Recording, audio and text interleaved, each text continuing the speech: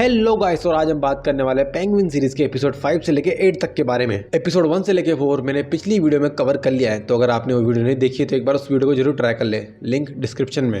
Episode 5 में हमको दिखाया जाता है कि विक्टर सोफिया मरोनी के अटैक से ओस को बचा कर ले आया है, लेकिन सोफिया ने ओस का सारा वो मशरूम वाला ड्रग्स अपने कब्जे में ले लिया है। तो अब ओस अपने उस ड्रग्स को बचाने के लिए प्लान बनाता है और सोफिया मरोनी के बेटे ताज मरोनी को किडनैप करवा लेता है। उसके बाद वो सैल मरोनी और सोफिया मरोनी को धमकी देता है कि अगर सोफिया ने उसके ड्रग्स उसको वापस नहीं किए तो उनके बेटे ताज की कब्र पर ताजमहल बनाने के लिए उसकी लाश भी नहीं मिलेगी। अब मरोनी फैमिली के पास कोई और चारा नहीं होता है, तो वो ओज से डील कर लेते हैं। डील होने के बाद ओज वहाँ से जाने लगता है। अभी वो टीवी पर देखता है कि फैल्कॉन फैमिली की पूरे मेंबर्स की डेथ हो गई है और वो समझ जाता है कि ये काम सोफिया के अलावा और कोई भी नहीं कर सकता। उसके बाद ओज जाने से पहले जेल के गार्ड को कुछ पैसे देता है और एक इशारा करता है और फिर वहां से चला जाता है। अगले सीन में हमको दिखाया जाता है कि सोफिया ने अपने पूरे परिवार को तो मार दिया, लेकिन वो जॉनी विटी को छोड़ देती है और वो उसे एक कैद खाने में कैद करके रखती है। वो जॉनी विटी से अपने बाप के कमाए हुए पैसों के बारे में पूछती है जो जॉनी ने कहीं छुपा रखे हैं, पर जॉनी उसे कुछ नहीं बताता। तो सोफिया उसको टॉर्चर करती है और उसे ठंड में नंगा करके रख देती है और उसके ऊपर पानी डाल देती है। तो जॉनी सोफिया से उसकी माँ के बारे में बात करके इमोशनल करने की कोशिश करता है और वो सोफिया को मनाने की कोशिश करता है कि सोफिया उसको ना मारे तो जॉनी विटी अब उसके लिए काम करे। सोफिया अपनी मोम की बात सुनकर इमोशनल हो जाती है और जॉनी विटी की बात मान लेती है। अगले सीन में हमको दिखाया जाता है कि ओज विक्टर से कहता है कि वो ओज की माँ को किसी सेफ जगह पे ले जाए क्योंकि अब मामला बिगड़ने वाला है। तो विक्टर ओज की मोम को क्राउन पॉइंट की नाम की एक जगह पे ले जाता है जहाँ विक्टर पहले रहा करता था, लेकिन ये जगह रिडलर की धमाके की वजह से तबाह हो चुकी है, जो कि द बैटमैन मूवी का रेफरेंस है।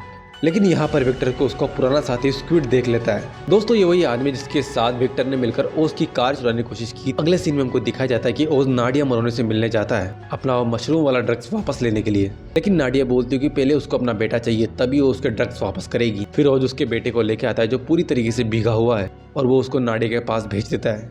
और जैसे ही नाडिया को अपना बेटा मिलता है वो अपने गुंडों से बोलकर ओज पर अटैक करवा देती है, लेकिन ओज भी चालाक खोपड़ी का आदमी है। वो ताज को असल में पेट्रोल से भिगा कर लाया था। तो जैसे वो एक लाइटर जलाकर ताज पर फेंकता है तो ताज और नाडिया दोनों वहीं पर जलकर खाक हो जाते हैं, लेकिन उस आग की वजह से उस बिल्डिंग में लगे हुए सारे ऑटोमेटिक फायर एक्सटिंग्विशर चालू हो जाते हैं और ओज का पूरा ड्रग्स खराब हो जाता है। अगले सीन में हमको दिखाया जाता है कि ओज ने जिस जेली आदमी को पैसे दिए थे वो सैल्वाटोर मरोनी को मारने की कोशिश करता है, लेकिन सेल उल्टा उसको ही मार देता है और उसके बाद सेल ओज को कॉल करके बताता है कि वो एक नंबर का बेवकूफ है। लेकिन सेल के पैरों तले जमीन खिसक जाती है जब उसको पता लगता है कि ओज ने उसकी पूरी फैमिली को मार दिया है। अगले सीन में हमको दिखाया जाता है कि जॉनी विटी और सोफिया अपने सारे आदमियों के साथ मीटिंग करते हैं। सोफिया अपने सभी आदमियों को बताती है कि उसने ही अपनी फैमिली को मारा है और उसकी फैमिली और कारमैन फैल्कॉन जो कि उसका बाप है और वो सब मरने के ही लायक थे। तो जॉनी विटी सोफिया को समझाता है कि वो अचानक से सभी लोगों से इस तरह की बातें नहीं बोल सकती, लेकिन तभी सोफिया जॉनी विटी के भेजे में गोली डालकर उसको मार देती है, जिसको देखकर सभी लोगों का मुंह खुला रह जाता है। उसके बाद सोफिया एक पैसों से भरा हुआ बैग टेबल पर रखती है और कहती है कि उन सबको अब काम के बदले दबा के पैसा दिया जाएगा। अब अगले सीन में हमको दिखाया जाता है कि सोफिया सैल्वाटोर मरोनी से मिलने जाती है। इन दोनों का मकसद एक ही है और वो है ओज की मौत। ये दोनों हाथ मिला लेते हैं और साथ में काम करने लगते हैं। अगले सीन में हमको दिखाया जाता है कि ओज विक्टर को कुछ टनल्स दिखाता है। ये टनल्स गौतम सिटी के अंडरग्राउंड में सारी तरफ फैली हुई है और ओज के अलावा कोई भी इन टनल्स के बारे में नहीं जानता है। तो यहाँ पर अब वो अपना ड्रग्स उगाएंगे और फिर से धंधा शुरू करेंगे। एपिसोड 6 के स्टार्टिंग में हमको दिखाया जाता है कि ओज और उसके साथी टनल्स के अंदर दबा के ड्रग्स बना रहे हैं और विक्टर भी उनको दबा के बेच रहा है और उनका धंधा बहुत ज्यादा शानदार चल रहा है। अब ओज गौतम के काफी सारे लोकल गैंग्स के भी संपर्क में आ चुका है, धीरे धीरे अपना बिजनेस पूरे गौतम सिटी में फैला रहा है। अगले सीन में हमको दिखाया जाता है कि सोफिया सैल्वाटोर मरोनी और उनके आदमी कुत्तों की तरह ओज को ढूंढ रहे हैं, लेकिन उनको ओज कहीं भी नहीं मिल रहा।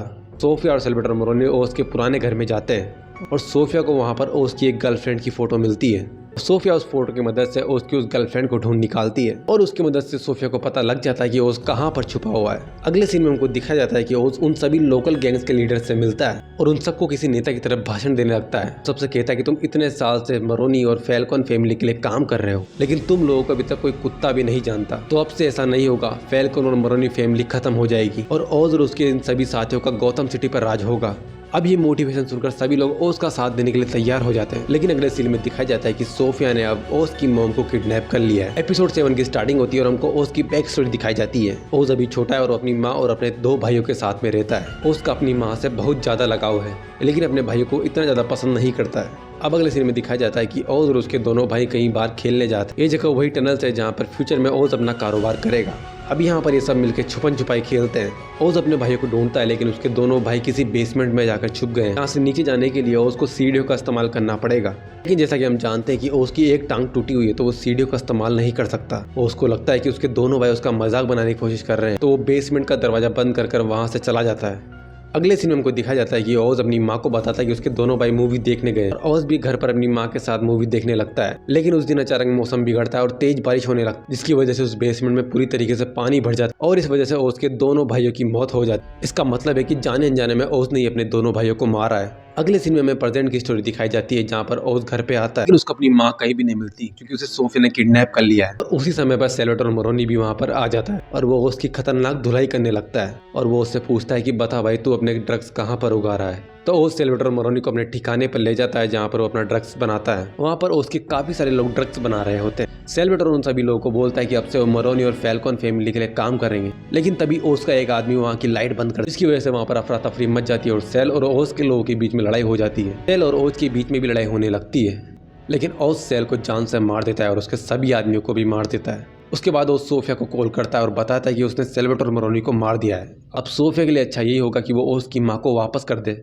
और ओज सोफिया को अपने ठिकाने पर मिलने के लिए बुलाता है। अगले सीन में हमको दिखाया जाता है कि ओज के ठिकाने पर एक वैन आती है। ओज को लगता है कि सोफिया उसकी माँ को लेकर आई, लेकिन जैसे ही ओज वैन को चेक करने लगता है तो उसको सोफिया और उसकी माँ कहीं नहीं मिलते हैं। उल्टा उसको कार में एक बॉम्ब मिलता है जो कुछ सेकंडों में फटने वाला होता है। ये देखकर ओज फटाफट वहां से भागता है और बेसमेंट में जाकर छिप जाता है। उसके सभी साथी लोग इतने ज्यादा खुशकिस्मत नहीं थे। वो बम फटता है और उसकी सारी जगह तबाह हो जाती है और ओज के सभी लोग भी मारे जाते हैं, लेकिन ओज बच जाता है। और तभी सोफिया का एक आदमी आकर उसको बेहोश कर देता है और उसे किडनैप कर लेता है। अगले सीन में हमको दिखाया जाता है कि सोफिया ओज की माँ को एक क्लब पे लेकर आई है। ये वही क्लब है जहाँ पर ओज बचपन में अपनी माँ के साथ डांस किया करता था। अब इस सीरीज का लास्ट एपिसोड शुरू होता है और हमें ओज की पास्ट स्टोरी दिखाई जाती है, जहाँ ओज की माँ उनके यहाँ के एक लोकल गुंडे मैक्स से बात कर रही है। मैक्स ओज की माँ का काफी अच्छा दोस्त है। ओज की माँ फ्रांसिस मैक्स को बताती कि उसे ओज की जैकेट में एक टॉर्च मिली है। मतलब ओज ने उसकी माँ से झूठ बोला था कि उसके दोनों भाई मूवी देखने गए हैं। फ्रांसिस को यह पता लग जाता है कि उसके बेटे ओज ने ही जाने अनजाने में अपने भाइयों को मारा है। अब वो इस बात से काफी ज्यादा कंफ्यूज है कि वो अपने बेटे ओज का क्या करे। क्या फ्रांसिस को अपने बेटे को छोड़ देना चाहिए या मार देना चाहिए? तो मैक्स फ्रांसिस को बताता है कि उसका बेटा ओज उससे काफी ज्यादा प्यार करता है और उसे अपना प्यार ना बांटना पड़े, शायद इसी वजह से उसने अपने दोनों भाइयों को मार डाला। और ऐसे लोग दुनिया में बहुत कम मिलते हैं जो किसी दूसरे के प्रति प्यार और इतनी ज्यादा वफादारी दिखाते हैं, जिसको ओज का यूज करना चाहिए, क्योंकि फ्रांसिस ओज के लिए कुछ भी करेगा। और अब फ्रांसिस यानी ओज की माँ भी मैक्स की बातों से एग्री करने लगती है। इसी में हमको दिखाया जाता है कि ओज की माँ फ्रांसिस ओज को एक डांस क्लब में ले जाती है और वहाँ पर रैक्स भी होता है। यहाँ फ्रांसिस सोच के आई कि वो अपने बेटे ओज को रैक्स के हाथों मरवा दे। फ्रांसिस को रैक्स की वो सारी बातें याद आने लगती है जो उसने कुछ टाइम पहले उससे कही थी और वो अपने बेटे ओज से पूछती है कि वो उसके लिए क्या कर सकता है। तो ओज फ्रांसिस से बोलता है कि वो उसके लिए कुछ भी कर सकता है। वो फ्रांसिस के लिए अपनी पूरी जिंदगी जी तोड़ मेहनत करेगा और वो फ्रांसिस को इतना अमीर बना देगा कि जैसा उसने अपने सपने में भी नहीं सोचा होगा। तो फ्रांसिस ओज को बोलती है कि वो उस पर भरोसा करती है और वो देखना चाहती है कि वो आगे क्या करेगा। अगले सीन में हमको दिखाया जाता है कि ये सब पास्ट की स्टोरी फ्रांसिस के दिमाग में चल रही थी और वो ये सारी स्टोरी सोफिया को बता देती है। अगले सीन में हमको दिखाया जाता है कि सोफिया ने उसको किडनैप करके और उसको कुर्सी से बांध रखा है। फिर वो उसकी माँ फ्रांसिस को भी लाकर कुर्सी से बांध देती है। उसके बाद सोफिया फ्रांसिस को उकसाने लगती है कि वो उसको बता दे। वो पहले से ही जानती थी कि ओज ने ही अपने भाइयों को मारा है। ये सुनकर ओज शौक में चला जाता है और वो इस बात से बिल्कुल इनकार करती है। फिर उसके बाद सोफिया ओज को भी भड़काने की कोशिश करती है कि वो कबूल करे कि उसने ही अपने भाइयों को मारा है। तो बेसिकली यहाँ पे सोफिया दोनों माँ बेटों को एक दूसरे के खिलाफ भड़काना चाहती है। वो उन्हें तड़पा कर मार देना चाहती है, लेकिन जब उसकी बातों का उन पर कोई असर नहीं होता तो सोफिया फ्रांसिस की उंगली काटने लगती है। फ्रांसिस घबरा जाती है और वो उसको बोलती है कि वो सोफिया को सच बता दे, लेकिन ओज अभी भी सच मानने से तैयार नहीं होता है। तो फ्रांसिस उस पर गुस्सा करते हुए चिल्लाती है और बोलती है वो वाकई में पहले से ही जानती थी कि ओज ने ही अपने भाइयों को मारा है। और ये सुनने के बाद ओज के पूरी तरीके से होश उड़ जाते हैं। अब ये बोलने के बाद फ्रांसिस को अचानक से दौरा पड़ जाता है और वो वहीं पर बेहोश हो जाती है। ये देखकर ओज का दिमाग खराब हो जाता है और वो अपनी कुर्सी को तोड़ दे। उसके बाद वो सोफिया के सभी आदमियों को मारकर अपनी माँ को लेकर वहां से निकल जाता है। से निकलने के बाद ओज सीधा हॉस्पिटल जाता है और अपनी माँ को इलाज के लिए भर्ती करवाता है। उसके बाद ओज विक्टर को कॉल लगाता है और विक्टर उसको लेने आ जाता है। अगले सीन में विक्टर और ओज दोनों मिलकर एक अदालत में जाते हैं। ओज अंदर जाकर एक काउंसलमैन हेडी से मिलता है जो कि ओज को पहले से ही जानता था।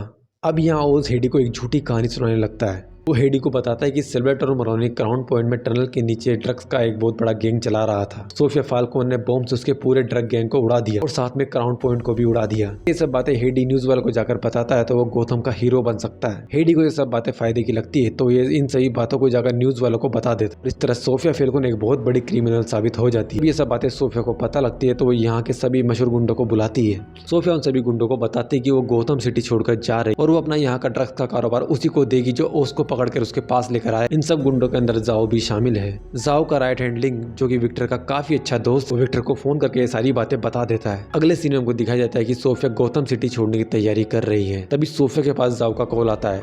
जाओ सोफिया को बताता है कि उसने ओस को पकड़ लिया है।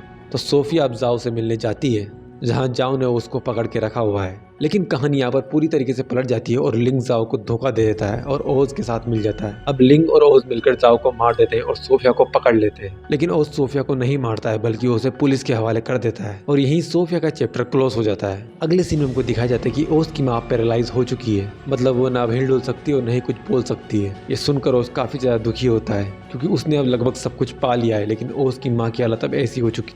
अगले सीन में ओज और विक्टर आपस में मिलकर बात कर रहे होते हैं। विक्टर ओज को बताता है कि वो उसकी काफी ज्यादा इज्जत करता है और उसको एक फैमिली की तरह मानता है। लेकिन ये सुनने के बाद ओज विक्टर का गला दबाकर उसकी जान ले लेता है। कहता है कि फैमिली होने से केवल कमजोरी पैदा होती है और कुछ भी नहीं। लास्ट सीन में को दिखाया जाता है कि ओज अपने घर पर है और वो इमेजिन कर रहा है कि उसकी माँ अब ठीक हो चुकी है और वो इमेजिनेशन में अपनी माँ के साथ डांस करने लगता है और वो बोलता है कि गौतम सिटी अब उसकी हो चुकी है। वो गौतम सिटी का किंग है और उसे रोकने वाला अब कोई भी नहीं है। लेकिन तभी अचानक एक टावर के ऊपर बैटमैन को सिग्नल देने वाली लाइट जलती है और इस लाइट का क्या मतलब है वो हम सब जानते हैं और यहीं पर ये सीरीज खत्म हो जाती है। अब इसके आगे की स्टोरी द बैटमैन मूवी के पार्ट 2 में दिखाई जाएगी। दोस्तों मेरी वीडियो अगर जरा भी पसंद आई तो लाइक करें वीडियो को और सब्सक्राइब करें चैनल को। Thanks for watching.